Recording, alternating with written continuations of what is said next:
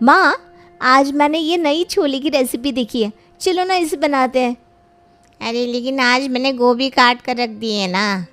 अरे कोई बात नहीं, हम गोभी को डब्बे में फ्रिज में रख देते हैं, कल बनाएंगे। आज ना ये नए मसालेदार छोले बनाते हैं। ठीक है, अगर तेरी यही इच्छा है तो यही बनाते हैं। मैं ये गोभी ना डब्बे में डाल कर रख देती हूँ। आपको पता है मम्मी, मुझे ना अलग अलग नया खाना बनाने का कितना शौक है। हाँ हाँ जानती हूँ भाई, इसीलिए तो तुझे कभी मना नहीं करती मैं कुछ भी बनाने से। देखा जाए तो ये अच्छा ही है ना, तेरे ससुराल वालों को रोज़ रोज़ अलग अलग खाना खाने को मिलेगा। फिर मेरे ससुराल वाले, आप घूम फिर कर मेरी शादी पे क्यों आ जाती है? अरे अभी तेरी उम्र हो गई है शादी की, तो तेरी शादी की ही बात करेंगे, है ना। और वैसे भी बाकी माँओं की तरह मुझे कोई टेंशन ना है कि मेरी बेटी को ये नहीं आता बनाना, वो नहीं आता बनाना, क्योंकि तुझे तो सब कुछ आता है बनाना। इसीलिए तो तेरे ससुराल वाले तुझसे खुश ही रहने वाले हैं, देख लेना। ठीक है चलो, अब मेरी शादी की बात छोड़ो और ये छोले बनाते हैं हम दोनों। हाँ हाँ आ जाओ। पायल को नई नई चीज़ें बनाने का बचपन से ही शौक़ था और उसके इस शौक़ को उसके माता पिता कभी मना नहीं करते थे। पायल 25 की होने को आई थी, इसलिए उसके माता पिता अब उसके लिए लड़की की तलाश कर रहे थे। पायल के लिए एक लड़का देखा है मैंने। अच्छा, क्या करता है लड़का? अरे 2 भाई है, दोनों की खुद की कंपनी है। हाल ही में उनसे मिलना हुआ था मेरा। उसके बड़े भाई की तो शादी हो चुकी है। छोटा भाई मुझे हमारी पायल के लिए सही लग रहा है। अरे तो बात आगे बढ़ाइए ना फिर। मैं भी यही सोच रहा था कि उनके घर रिश्ता भिजवा देता हूँ। राजीव कुमार की मुलाकात सुरेश और आरव से हाल ही के दिनों में बिजनेस के सिलसिले में हुई थी। उन्हें आरव अपनी बेटी पायल के लिए काफ़ी पसंद आया था, जिसके चलते उन्होंने आरव के लिए अपनी बिटिया पायल का रिश्ता भिजवा दिया और आज दोनों परिवार इसी सिलसिले में राजीव कुमार के यहाँ मिल रहे थे। आइए आइए, आपको घर ढूंढने में कोई दिक्कत तो नहीं हुई ना? जी नहीं, कोई दिक्कत नहीं हुई भाई साहब। पायल के पापा ने आपकी काफ़ी तारीफ़ की थी। जी, आरव और सुरेश के पापा के जाने के बाद इन दोनों ने ही बिज़नेस को काफ़ी आगे बढ़ाया है। आजकल ऐसे बच्चे कहाँ मिलते हैं जो छोटी उम्र में सब कुछ संभाल लें। जी, ये तो बस भगवान की कृपा है। कविता जाओ, पायल को लेकर आओ। जी अभी लेकर आती हूँ, वो रसोई में ही होगी। कविता अपनी बेटी पायल को लेकर आती है। पायल ने सबके लिए चाय नाश्ता बनाया था जो वो सबको परोसती है। ये सब पायल ने अपने हाथों से बनाया है। बहुत स्वादिष्ट है सच में। मैंने इतना स्वादिष्ट नाश्ता कितने वक्त के बाद खाया है। Thank you. अब ये बातें तो होती रहेंगी, क्यों ना पहले बच्चे बात कर ले आपस में, आखिर जिंदगी तो उन्हें बितानी है। पायल बेटा, आरव को अपना घर भी दिखाओ और दोनों बात भी कर लो। जी माँ। आरव और पायल एक दूसरे से बात करते हैं और दोनों शादी के लिए हाँ कह देते हैं। दोनों के परिवार वाले उनकी शादी को लेकर काफ़ी खुश थे, इसलिए जितना जल्दी हो सके शादी का मुहूर्त निकलवा दिया था। देखो पायल, तुम्हारी शादी का मेनू भी आ गया है। अब तुम देखो कौन सी चीज़ें रखवानी है, फिर मत बोलना पापा आपने ये रखवा दिया वो रखवा दिया। हाँ पापा, लाइए मुझे दिखाइए। मैं अपनी शादी के हर फंक्शन में अलग अलग खाना रखवाऊंगी। अरे हाँ बेटा, तुझे जो अच्छा लगे वो रखवा, आखिर तेरी शादी है। पापा देखिए, मैंने ना शादी के हर फंक्शन के लिए अलग अलग खाने का ये मेनू बना दिया है। तू जो बोलेगी वही खाना बनेगा तेरी शादी में। पायल और आरव की शादी बड़े ही धूमधाम से की जाती है। पायल का स्वागत भी उसके ससुराल में बड़े ही धूमधाम से किया जाता है और अगले दिन वो बड़ी खुशी से अपनी पहली रसोई की रस्म के लिए रसोई में आती है। आज तो सबके लिए पालक पनीर, नान, खीर पूरी और खीरे का रायता बनाऊंगी, सब खुश हो जाएंगे। अरे ज्योति, तुम आ गई? हाँ भाभी, मैंने सोचा आज पहली रसोई है तो मैं जल्दी से आ जाती हूँ, जिससे मैं पहले से तैयारी कर सकूँ। तैयारी? हाँ, मैंने सोचा है कि आज ना मैं पालक पनीर, खीर पूरी और खीरे का रायता बनाऊंगी सबके लिए। आप सबको पसंद है ना? पसंद तो है, पर क्या भाभी? पर ये पायल बहू कि यहाँ 8 दिन का मेनू पहले से ही तय है और हर दिन उसी हिसाब से खाना बनता है। देखो ये रहा बोर्ड और ये रहा 8 दिन के खाने का चार्ट। इसी के हिसाब से रोज़ खाना बनाना है तुम्हें। सोमवार को पीली दाल और चावल और रात को पराठे, मंगलवार को हरी दाल चावल, रात को खिचड़ी, बुधवार को आलू रोटी और रात को करेले। ये क्या है माँ जी? इस घर में ना 8 दिन का मेनू यही होता है। ये माँ जी पहले ही बना कर रखती हैं और हम सबको इसी के हिसाब से खाना बनाना होता है। फ्रिज में सब्ज़ी भी इसी खाने के हिसाब से ला कर रखते हैं। आज तो मंगलवार है, इसका मतलब आज हरी दाल और रात को खिचड़ी बनेगी। हाँ यही बनेगा आज बहू। लेकिन माँ जी आज तो मेरी पहली रसोई है, मैं कुछ अच्छा सा बनाना चाहती हूँ आप सबके लिए। नहीं बहू, इस घर में जो 8 दिन के हिसाब से बनता है ना वही बनेगा, तुम वही बना दो। सुजाता इतना कहकर चली जाती है और पायल को हरी दाल और चावल ही बनाने पड़ते हैं। उसे समझ में नहीं आ रहा था कि कैसे किसी के घर में 8 दिन का खाना फिक्स हो सकता है। लेकिन अब उसकी शादी हो चुकी थी, इसलिए उसे अपने ससुराल के हिसाब से तो ढलना ही था। आज क्या बनाना है भाभी?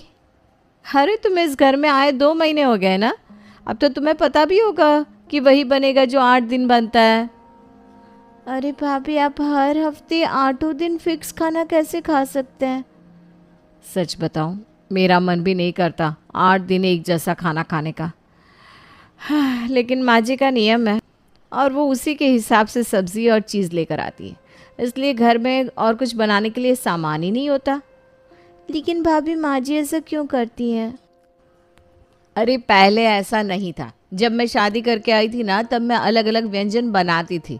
अब अलग अलग चीज़ें बनाने के लिए सामान चाहिए होता है, इसलिए मैं सुरेश से कहकर अलग अलग चीज़ें मंगवाती थी। माँ जी को लगा कि मैं ज़्यादा फालतू का खर्चा कर रही हूँ, इसलिए इन्होंने धीरे धीरे 8 दिन का खाना फिक्स कर दिया। तब से लेकर अब तक वही बनता आता है। मैं तो अपने मायके में भाभी अलग अलग चीज़ें बनाती थी। सोचा था ससुराल जाकर सबको रोज़ कुछ ना कुछ खिलाऊंगी, लेकिन यहाँ आकर देखा तो हर 8 दिन में एक जैसा ही खाना बनता है। सोमवार को ये, मंगलवार को ये है। भगवान, कभी कभी मुझे लगता है कि हमें इसे बदलना चाहिए।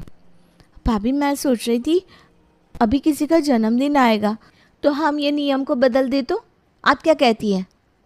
अभी तो आरव का जन्मदिन आने वाला है कुछ दिन में। अच्छा, फिर तो मैं माँ जी से कहूँगी कि मुझे अपने पति के लिए अच्छे से अच्छा खाना बनाना है। मुझे लगता है वो हमें मना नहीं करेंगी। हाँ, कोशिश तो हम कर ही सकते हैं। मैं कल ही माँ जी से बात करती हूँ फिर। हाँ, इस चीज़ में मैं तुम्हारा साथ दूंगी। पायल और ज्योति ने इस 8 दिन के खाने को बदलने के लिए अगले ही दिन से कोशिश शुरू कर दी थी। उन्होंने सुजाता के लिए 1 कप अदरक वाली चाय बनाई और उनके पास जाकर बैठ गई। आज मौसम कितना अच्छा है ना माँ जी? मौसम तो आज बड़ा ही सुहाना है सच में। माँ जी, बारिश का मौसम है, इसीलिए अब मौसम काफ़ी सुहाना लग रहा है। बिल्कुल सही कहा। बारिश के मौसम में ही आरव पैदा हुए थे ना माँ जी? अरे हाँ, कल ही तो उसका जन्मदिन है। क्यों माँ जी? हाँ, मुझे याद है कल आरव का जन्मदिन है। जिस दिन आरव पैदा होने वाला था उस दिन भी बहुत बारिश पड़ रही थी। हाँ, इस मौसम में अगर पकोड़े, आलू टिक्की, चाट, गोलगप्पे बनाए जाए तो कितना मज़ा आएगा ना माँ जी। मैं सोच रही थी कि कल हम ये सब बना देते हैं आरव के जन्मदिन के लिए। अरे लेकिन कल तो गुरुवार है। हमारे यहाँ गुरुवार चना दाल और चावल बनते हैं और रात को मेथी का पराठा। हाँ माँ जी, लेकिन कल आरव का जन्मदिन है ना, और पायल का भी अपने पति के साथ ये पहला जन्मदिन है, तो हमें कुछ स्पेशल बनाना चाहिए ना। अरे नहीं, ये आलू टिक्की, चाट, गोलगप्पे, पकौड़े, इन सब में तेल और मसाले कितने पड़ते हैं, और ये सब ना सेहत के लिए भी अच्छे नहीं है। कोई ज़रूरत नहीं है ये सब बनाने की। जो गुरुवार को बनता है वही बनेगा। माँ जी, लेकिन जन्मदिन के दिन तो कुछ स्पेशल बनना चाहिए ना। अरे इतना सारा सामान आएगा, फिर इतना सारा तेल भी जाएगा। नहीं, इस तरह पैसों की बर्बादी करना ठीक नहीं है। हम जो बनाते हैं वही बनाएंगे। पायल और ज्योति की इतनी कोशिशों के बाद भी सुजाता पर कोई असर नहीं हुआ। वो टस से मस नहीं हुई। भाभी, ये माँ जी तो मान ही नहीं रही है, अब क्या करें? अरे पता नहीं इनके दिमाग में क्या चलता रहता है, जन्मदिन के दिन भी भला कोई चना दाल और मेथी का पराठा खाता है।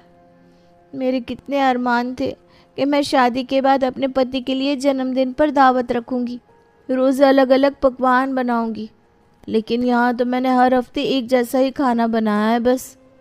अब क्या कर सकते हैं पायल? नहीं, मैं ऐसे हार नहीं मान सकती भाभी। अगर माँ जी हमें घर में नहीं बनाने दे रही है तो हम सब कल बाहर चलेंगे खाने के लिए।